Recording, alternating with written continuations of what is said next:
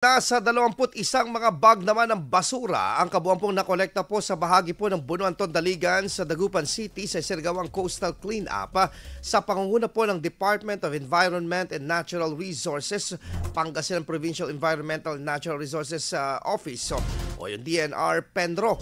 May bigat po na 5 kilo ang mga pinagsama-samang basura na nakolekta ng mga miyembro sa komunidad at mga volunteers upang makibahagi sa nasabing paglilinis.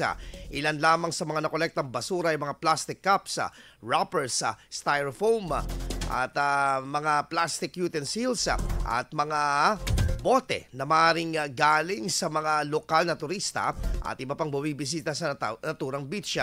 Ayon po sa DNR Penro, sa pamamagitan po ng pagsasagawa ng mga ganitong inisyatibo ay patuloy na malilinisan ng coastline at maging pagbibigay ng kamalayan ukol sa kahalagahan ng pagpoprotekta at pagpapanatili ng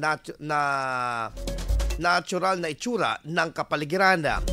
Nagpaalala ang tanggapan na mayroong masamang epekto ang mga basura sa ating environment. IFM News. IFM News. IFM News.